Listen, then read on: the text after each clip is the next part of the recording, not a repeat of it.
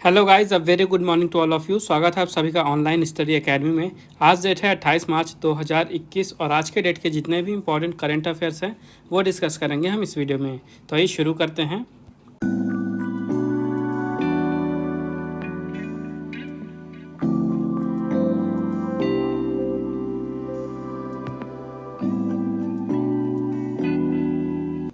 तो आज का पहला अपडेट है, world theatre day was observed on 27 मार्च।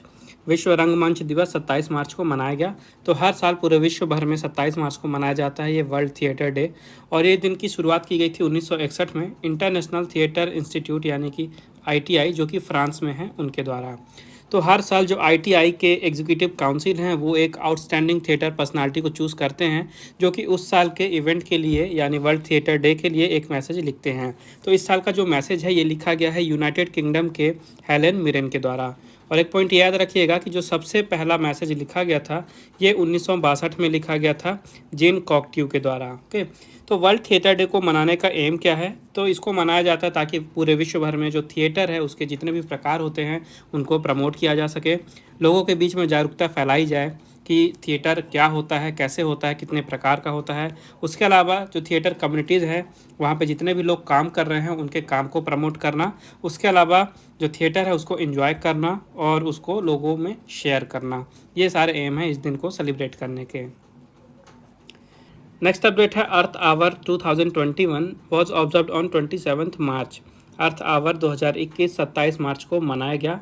तो हर साल मार्च का जो आखिरी शनिवार होता है, ये पॉइंट आपको याद रखना है, मार्च का जो आखिरी शनिवार होता है उस शनिवार को मनाया जाता है अर्थ आवर। ओके, तो इस साल जो आखिरी शनिवार है ये है 27 मार्च को, इसलिए 2021 का ये जो अर्थ आवर है ये 27 मार्च को मनाया जा रहा है। इस साल इसके लिए थीम रखी गई है climate change to save earth, theme आपको याद रखनी है। और ये दिन क्यों मनाया जाता है तो आप सभी लोगों को पता होगा, एक इवेंट होता है मार्च में जिसमें रात में कहा जाता है कि 8:30 से 9:30 बजे के बीच में सब कोई अपने अपने घर का जो भी इलेक्ट्रिकल इक्विपमेंट्स हैं या लाइट्स हैं उनको टर्न ऑफ करें।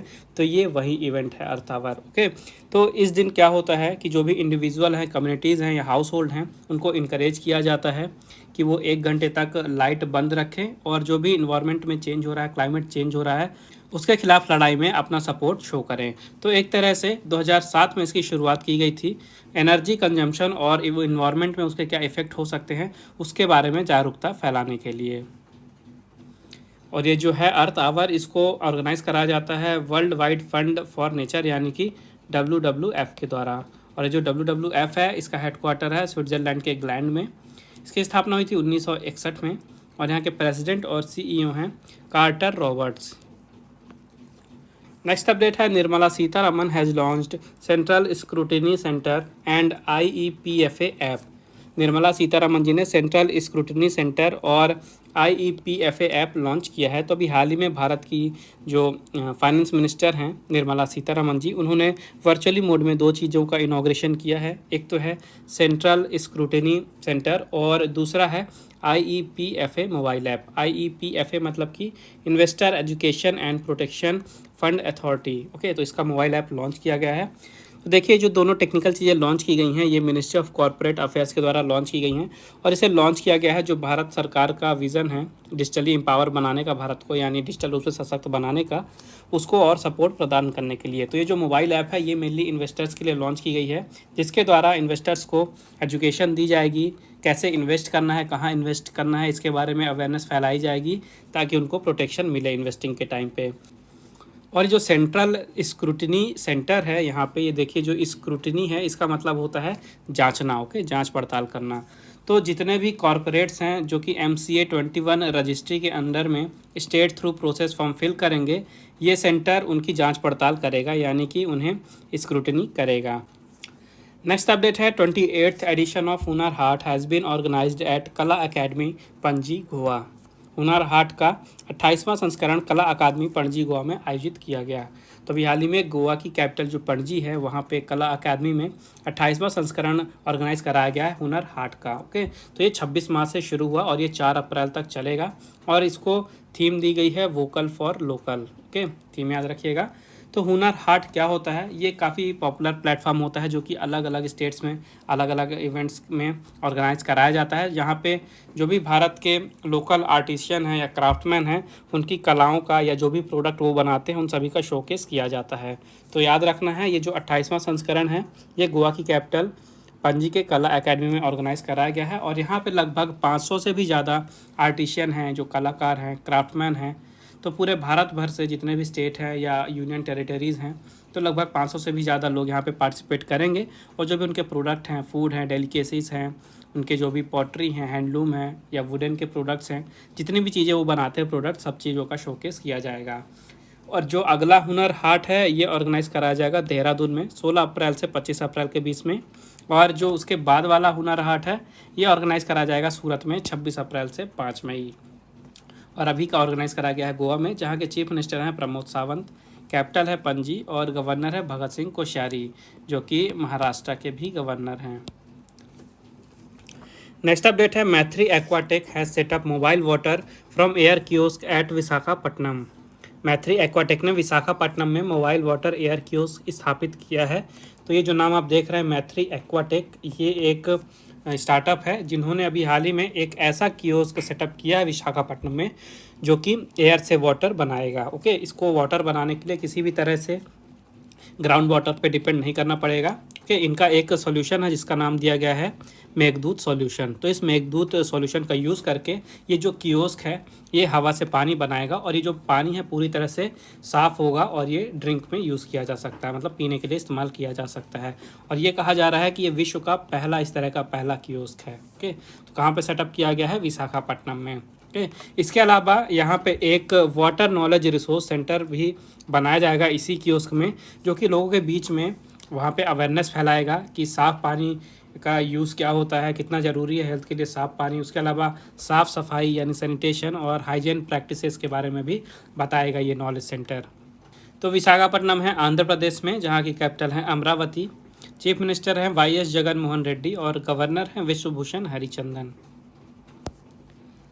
नेक्स्ट अपडेट है, Manoj Sinha has inaugurated 73 Ayush health and wellness centres in Jammu and Kashmir. Manoj Sinha ji ने जम्मू कश्मीर में 73 आयुष स्वास्थ्य और कल्याण केंद्रों का उद्घाटन किया है। तो मनोज सिन्हा जी लेफ्टिनेंट गवर्नर हैं जम्मू और कश्मीर के, और इन्होंने अभी हाल ही में जो जम्मू और कश्मीर है वहाँ पे प्राइमरी हेल्थ केयर सर्विसेज को बढ़ाने के लिए, बूस्ट करने के लिए वहाँ पे 73 नए आयुष हेल्थ और वेलनेस सेंटर्स का इनॉग्रेशन किया है। और इससे जो जम्मू और कश्मीर में जो भी प्राइमरी हेल्थ सेक्टर है उसको प्रमोट किया जाएगा, काफ़ी ज़्यादा बूस्ट मिलेगा और दूर दूर तक लोगों के बीच में हेल्थ सर्विसेज पहुंचेंगी। तो जो Ayush health and wellness centre है इसमें काफ़ी तरह के फीचर होते हैं, जैसे कि इसमें मेडिकल प्लांट्स का गार्डन बनाया जाता है, योगा के लिए स्पेस होता है कि यहाँ पे ट्रेनिंग दी जाती है, होम ट्रीटमेंट दी जाती है, उसके अलावा दिनचर्या को भी प्रमोट किया जाता है और किस तरह से अपने आप को स्वस्थ रखना है, ये सारी चीज़ें बताई जाती हैं। एक चीज़ और आपको याद रखना है कि जो इसमें आयुष है इसका फुल फॉर्म क्या होता है, यह है आयुर्वेदा, योगा एंड नेचुरोपैथी, यूनानी, सिद्धा एंड होम्योपैथी, ये होता है आयुष का फुल फॉर्म। और जम्मू और कश्मीर की बात करें तो इसको यूनियन टेरिटरी का स्टेटस मिला 31 अक्टूबर 2019 को। लेफ्टिनेंट गवर्नर है मनोज सिन्हा जी, कैपिटल है समर में श्रीनगर और विंटर में जम्मू। नेक्स्ट अपडेट है, world's first ship tunnel will be constructed in Norway. दुनिया की पहली जहाज सुरंग का निर्माण नॉर्वे में किया जाएगा। तो ये जो प्रोजेक्ट है जिसके अंडर में एक जहाज सुरंग का निर्माण किया जाना है, ये बताया जा रहा है कि विश्व का पहला जहाज सुरंग होगा, ये बनाया जाएगा नॉर्वे में, ये आपको याद रखना है। तो ये जो प्रोजेक्ट है ये 2022 में शुरू होगा और कहा जा रहा है कि 2025-26 तक ये जो प्रोजेक्ट है पूरी तरह से बनके तैयार हो जाएगा। तो ये जो टनल है ये 37 मीटर ऊँची होगी, 1700 मीटर लंबी होगी और 26.5 मीटर वाइड होगी यानी चौड़ी होगी, और इसको बनाने में लागत आएगी 315 मिलियन US डॉलर की, ये भी आपको याद रखना है। और काफ़ी सारे समस्याएं होती थी, ये जो स्टैदवेट पेनिनसुला है यहाँ पे काफ़ी ज़्यादा जो सी होता था यहाँ पे प्रॉब्लम होती थी, जो टाइड्स होती थी उनके कारण प्रॉब्लम होती थी, शिप्स को काफ़ी ज़्यादा टाइम तक इन्हें वेट करना पड़ता था जो भी टाइड्स थी उनको राइट कंडीशन में आने के लिए। तो इसी कारण से इस सुरंग का निर्माण किया जा रहा है ताकि इस सुरंग के थ्रू जो शिप्स हैं आसानी से जा सकें। तो बात कर लेते हैं नॉर्वे की। यहाँ की करेंसी है नॉर्वेगियन क्रोन, कैपिटल है ओस्लो और प्राइम मिनिस्टर हैं अर्ना सोलबर्ग। नेक्स्ट अपडेट है, Atish Chandra appointed as chairman and managing director of food corporation of India. Atish Chandra ji को भारतीय खाद्य निगम के अध्यक्ष और एमडी के रूप में नियुक्त किया गया है।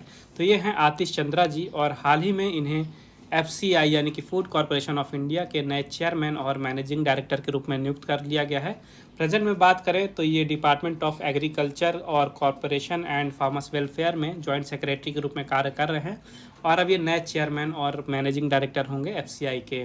FCI की स्थापना हुई थी 1965 में, हेडक्वार्टर है इसका न्यू दिल्ली में, और CMD बन गए हैं आतिश चंद्रा। नेक्स्ट अपडेट है, global wind energy council has published global wind report 2021। Global wind energy council ने ग्लोबल विंड रिपोर्ट 2021 प्रकाशित की है।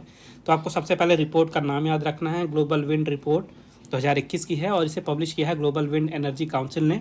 और इस रिपोर्ट में ये बताया गया है कि अभी प्रेजेंट में पूरे विश्व भर में जो विंड कैपेसिटी है विंड पावर की, यह है 743 गीगावाट की, और इसी कैपेसिटी के कारण पूरे विश्व भर में लगभग 1.1 बिलियन टन की जो कार्बन डाइऑक्साइड है उसको अवॉइड किया गया। और इस रिपोर्ट में ये भी बताया गया कि हर साल कम से कम 280 गीगावाट की विंड पावर कैपेसिटी और इंस्टॉल करने की ज़रूरत है, ताकि जो भी क्लाइमेट चेंज हो रहा है उसका जो भी इम्पैक्ट पड़ रहा है उसको अवॉइड किया जा सके। उसके अलावा इस रिपोर्ट में इंडिया को लेकर बात की गई, ये बताया गया कि 2020 में भारत में 93 गीगावाट की नई कैपेसिटी इंस्टॉल की गई है, ये भी आपको याद रखना है। रिपोर्ट की बात हो रही है तो एक और इम्पॉर्टेंट रिपोर्ट देख लीजिए, वर्ल्ड डेवलपमेंट रिपोर्ट 2021 प्रकाशित हुई है। इसे प्रकाशित करता है विश्व बैंक यानी कि वर्ल्ड बैंक। इसका पूरा नाम है world development report data for better lifes. Okay, ये रिलीज़ हुई है 24 तारीख को। और जो वर्ल्ड बैंक है हर साल 1978 से लेके हर साल इस रिपोर्ट को प्रकाशित करता है, और ये जो रिपोर्ट है ये एक गाइड मानी जाती है, मतलब कि जो विश्व है, विश्व में क्या क्या इकोनॉमिक चेंज हो रहा है, सोशल चेंज हो रहा है, क्या क्या इन्वायरमेंटल चेंजेस हो रहे हैं, इन सारे चीज़ों के बारे में एक गाइड के रूप में काम करती है ये रिपोर्ट। नेक्स्ट अपडेट है, India finishes third in the 2021 para shooting world cup with 7 medals. Bharat ने 2021 पैरा शूटिंग विश्व कप में 7 पदक के साथ तीसरा स्थान हासिल किया है। तो 2021 का ये पैरा शूटिंग वर्ल्ड कप अभी हाल ही में समाप्त हुआ है, और ये ऑर्गेनाइज हुआ था UAE के अल एन में। ओके, तो यहाँ पे टॉप किया है मेडल टैली में यूक्रेन ने टोटल यहाँ पे 11 मेडल जीते हैं, जिसमें से 5 गोल्ड, 5 सिल्वर और 1 ब्रॉन्ज था। वही दूसरे नंबर पे रहा UAE, जिसके पास थे 5 मेडल, जिसमें से था 3 गोल्ड और 2 सिल्वर। और भारत रहा है तीसरे नंबर पे, जहाँ भारत ने जीते टोटल 7 मेडल्स, 7 में से 2 गोल्ड थे, 1 सिल्वर था और 4 ब्रॉन्ज थे। ओके, तो भारत को 2 गोल्ड मिले, एक मिला 10 मीटर एयर पिस्टल की कैटेगरी में, जिसे जीता सिंहराज ने। दूसरा मेडल था मेंस की मिक्स्ड 50 मीटर पिस्टल कैटेगरी में, जिसे जीता मनीष नरवाल ने। ओके, तो ये दोनों नाम आपको याद रखने हैं। और जो वर्ल्ड कप है इसे ऑर्गेनाइज कराता है इंटरनेशनल पैरालंपिक कमेटी, जहाँ के प्रेसिडेंट हैं एंड्रयू पार्सन, और इसका हेडक्वार्टर है जर्मनी के बॉन में। नेक्स्ट अपडेट है, yogasana has been included in the Khelo India youth games 2021। योगासन को खेलो इंडिया यूथ गेम्स 2021 में शामिल किया गया है। तो अभी हाल ही में भारत के जो खेल मंत्री हैं किरण रिजिजू जी, उन्होंने इन्फॉर्म किया है कि भारत सरकार ने योगासन को खेलो इंडिया यूथ गेम्स 2021 में ऐड कर लिया है, ताकि योगासन को एक कॉम्पिटिटिव स्पोर्ट्स के रूप में डेवलप किया जा सके।